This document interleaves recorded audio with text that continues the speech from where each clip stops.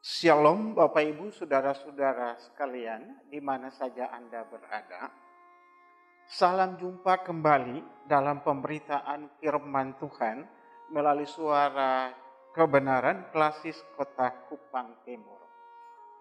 Dan sebelum kita memulai aktivitas kita di hari ini, mari kita membaca dan mendengarkan firman Tuhan, dan sebelumnya mari kita berdoa. Kita berdoa. Iya Bapa di sorga, Bapa yang menjelma menjadi sabda dalam anakmu Yesus Kristus Tuhan kami. Kerinduan dan harapan kami adalah mendengarkan firman-Mu. Kami mau membaca dan merenungkannya. Bapa, urapilah kami dengan Roh-Mu yang kudus. Ubahlah seluruh pola pikir kami dan pemahaman kami. Bawalah kami untuk membaca, mengerti dan merenungkannya dalam setiap hari hidup kami. Bersabdalah kepada kami Tuhan, karena kami mendengarkan firman-Mu. Amin. Bapak Ibu Saudara-saudara sekalian, kita akan merenungkan firman Tuhan dalam Alkitab Perjanjian Lama. Kitab pertama Raja-Raja pasal 21 ayat 1 sampai dengan ayatnya yang ke-16. Saya bacakan untuk kita dalam tuntunan perikop kebun anggur Nabot. Sesudah itu terjadilah hal yang berikut. Nabot orang Yisrael mempunyai kebun anggur di Yisrael di samping istana Ahab Raja Samaria. Berkatalah Ahab kepada Nabot, "Berikanlah kepadaku kebun anggurmu itu, supaya kujadikan kebun sayur, sebab letaknya dekat dengan rumahku. Aku akan memberikan kepadamu kebun anggur yang lebih baik daripada itu sebagai gantinya. Atau jikalau engkau lebih suka, aku akan membayar harganya kepadamu dengan uang." Jawab Nabot kepada Ahab, "Kiranya Tuhan menghindarkan aku daripada memberikan milik pusaka nenek moyangku kepadamu." Lalu masuk Ahab ke dalam istananya dengan kesal hati dan gusar karena perkataan yang dikatakan Nabot orang Yisrael itu kepadanya. "Tidak akan kuberikan kepadamu milik pusaka nenek moyangku." Maka berbaringlah ia di tempat tidurnya dan menelungkupkan mukanya dan tidak mau makan. Lalu datanglah Isabel istrinya dan berkata kepadanya, "Apa sebabnya hatimu kesal sehingga engkau tidak makan?" Lalu jawabnya kepadanya, "Sebab aku telah berkata kepada Nabot orang Yisrael itu, berikanlah kepadaku kebun anggurmu dengan bayaran uang, atau jika engkau lebih suka, aku akan memberikan kebun anggur kepadamu sebagai gantinya. Tetapi sahutnya, tidak akan kuberikan kepadamu kebun anggurku itu." Kata Isabel istrinya kepadanya, "Bukankah engkau sekarang yang memegang kuasa raja atas Israel? Bangunlah, makanlah, dan biarlah hatimu gembira. Aku akan memberikan kepadamu kebun anggur Nabot orang Yisrael itu." Kemudian ia menulis surat atas nama Ahab, memeteraikannya dengan meterai raja, lalu mengirim surat itu kepada tua-tua dan pemuka-pemuka yang diam sekota dengan Nabot. Dalam surat itu ditulisnya demikian, "Maklumkanlah puasa dan suruhlah Nabot duduk paling depan di antara rakyat. Suruh jugalah 2 orang dursila duduk menghadapinya, dan mereka harus naik saksi terhadap dia dengan mengatakan, 'Engkau telah mengutuk Allah dan raja.' Sesudah itu bawalah dia keluar dan lemparilah dia dengan batu sampai mati." Orang-orang sekotanya, yakni tua-tua dan pemuka-pemuka yang diam di kotanya itu, melakukan seperti yang diperintahkan Isabel kepada mereka, seperti yang tertulis dalam surat yang dikirimkannya kepada mereka. Mereka memaklumkan puasa dan menyuruh Nabot duduk paling depan di antara rakyat. Kemudian datanglah 2 orang, yakni orang-orang Dursila itu, lalu duduk menghadapi Nabot. Orang-orang Dursila itu naik saksi terhadap Nabot di depan rakyat, katanya, Nabot telah mengutuk Allah dan raja. Sesudah itu mereka membawa dia keluar kota, lalu melemparinya dengan batu sampai mati. Setelah itu mereka menyuruh orang kepada Isabel mengatakan, Nabot sudah dilempari sampai mati. Segera sesudah Isabel mendengar bahwa Nabot sudah dilempari sampai mati, berkatalah Isabel kepada Ahab, bangunlah, ambillah kebun anggur Nabot orang Yisrael itu menjadi milikmu, karena Nabot yang menolak memberikannya kepadamu dengan bayaran uang sudah tidak hidup lagi, ia sudah mati.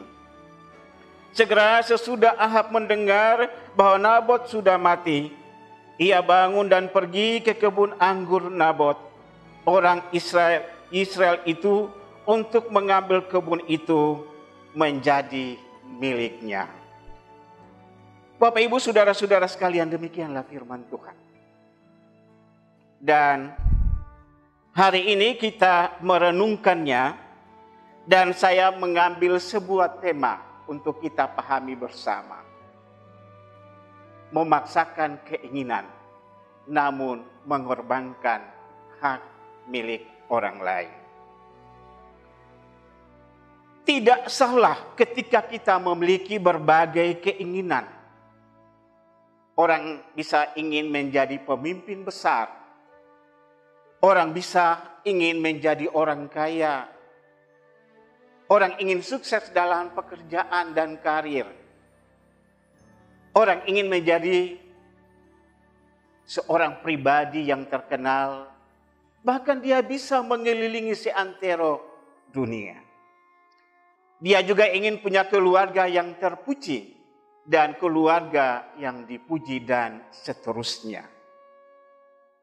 Tetapi mungkin saja keinginan itu akan kita rindukan dipenuhi dengan tantangan. Dan tantangan itu buat katong tidak bisa untuk mewujudkannya. Lalu apa yang terjadi? Kita merancangkan hal yang jahat untuk menyingkirkan orang lain. Bahkan kita licik untuk membinasakan orang lain, untuk mendapatkan keuntungan. Kita juga merampas hak milik orang lain, walaupun itu perbuatan yang merugikan orang lain. Tindakan yang demikian tidak dibarengi dengan kesadaran bahwa kita telah merampas hak milik orang lain.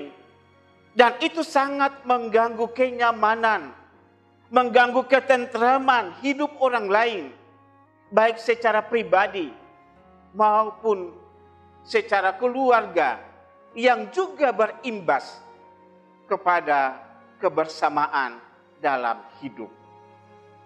Bapak, Ibu, saudara-saudara sekalian, kisah yang diceritakan oleh pertama Raja-Raja pasal 21 ayat 1 sampai 16. Raja Ahab menginginkan kebun anggur Nabot dan ditolak oleh Nabot.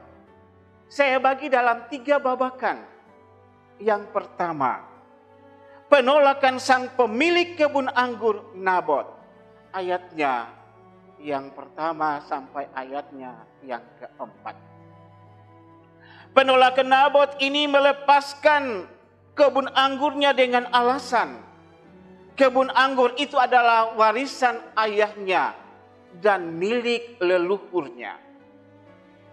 Penolakan dan alasan Nabot ini menunjukkan kepada kita bahwa kebun anggur itu bukan milik Nabot semata, tetapi itu milik seluruh keluarganya dari generasi sebelum Nabot maupun generasi yang akan datang.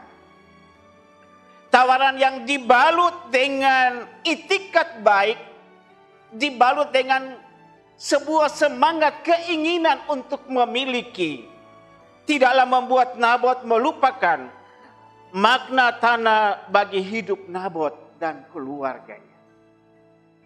Dengan menerima tawaran Ahab, sama nilainya dengan memutuskan hubungan Nabot dengan keluarganya.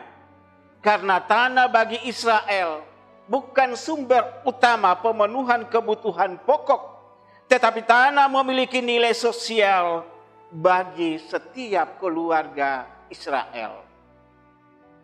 Dari nilai sosial inilah yang tidak mau dirusakkan oleh Nabot. Ternyata Nabot menempatkan kepentingan keluarganya di atas kepentingan dirinya. Masa depan keluarga diperhitungkan oleh Nabot dalam membuat keputusan maupun membuat kebijakan.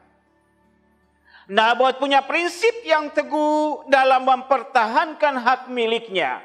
Karena hak itu Nabot tempatkan dalam kerangka sebuah tanggung jawab besar kepada keluarga dan tanggung jawabnya untuk mengamankan salah satu sistem sosial di Israel, yaitu sistem kepemilikan tanah.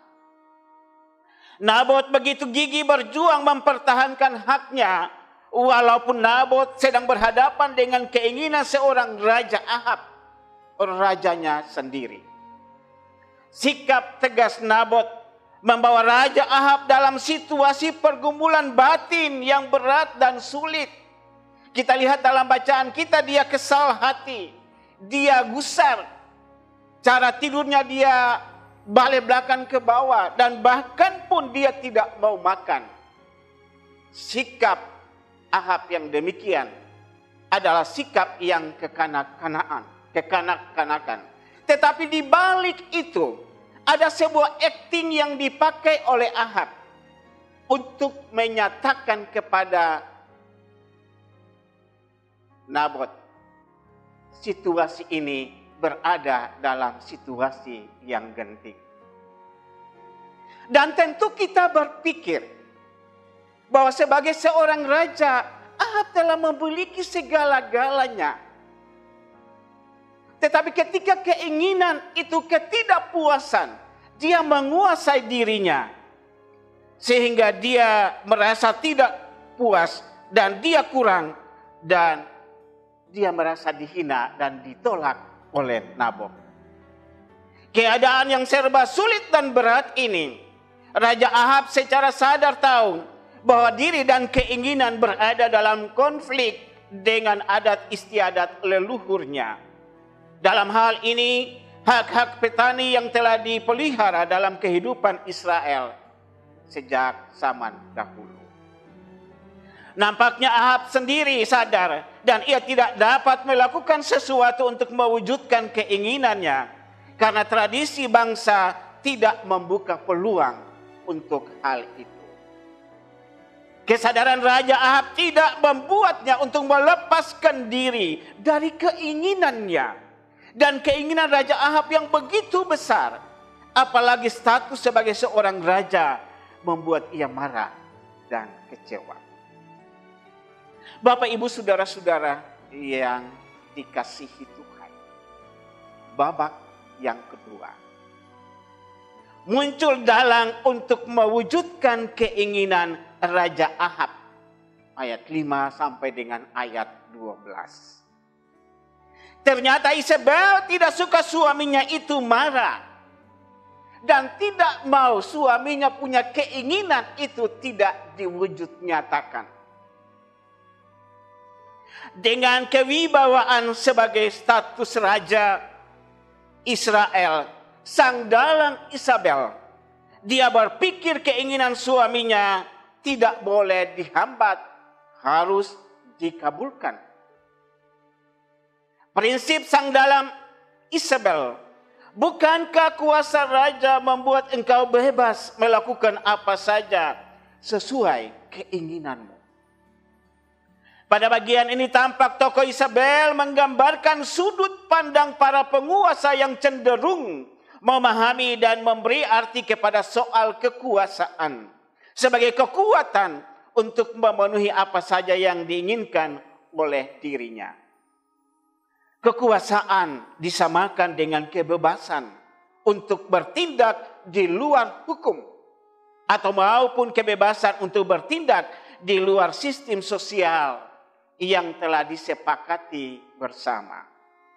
Hukum, peraturan, adat istiadat yang merupakan aturan hidup bermasyarakat dapat dikendalikan oleh para penguasa, apalagi seorang raja. Raja atau para penguasa adalah pembuat keputusan, pembuat kebijakan. Oleh karena itu hukum berada di kendali penguasa. Kekuatan dan kemampuan mengendalikan segala sistem yang mengatur hidup sosial, itu berarti kekuasaan ada di dalam tangan penguasa. Atau dengan kata lain, bagi pemegang kekuasaan, nilai kekuasaan terletak pada sejauh mana kekuasaan itu memberi kepuasan diri bagi mereka. Penguasa dapat mengaturnya menurut keinginan hatinya. Dengan memahami kuasa raja yang demikian, Isabel melihat bahwa Raja Ahab lemah dan tidak berdaya melawan tradisi kepemilikan tanah di Israel.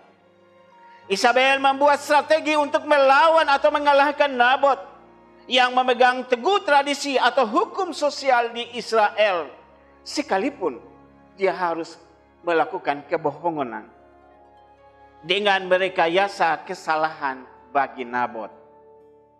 Ternyata Isabel memulai misi kebohongannya dengan landasan hukum dalam Ulangan pasal 17 ayatnya yang ke-6. Saksi 2 atau 3 orang, hukuman mati itu diberlakukan.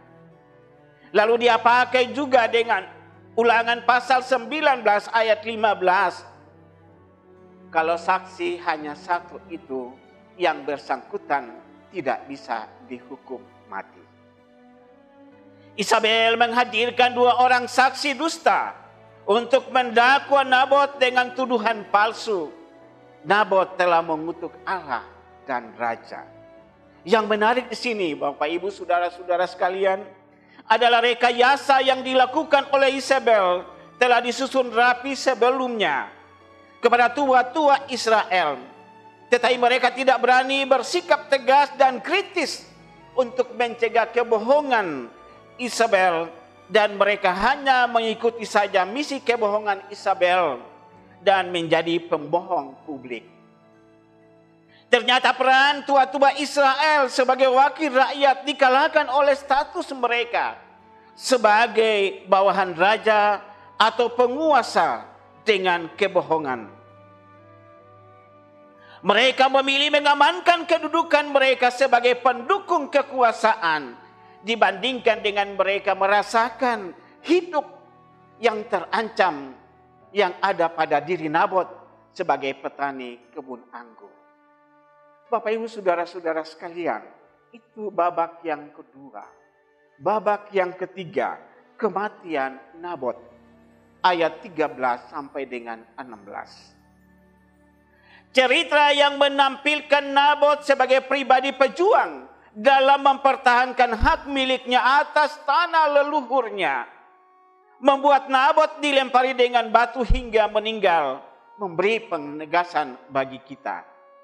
Ketika hak rakyat bisa dipertahankan, dan jika hak itu berhadapan dengan kekuasaan seperti sudut pandang Isabel, maka nyawa adalah taruhannya.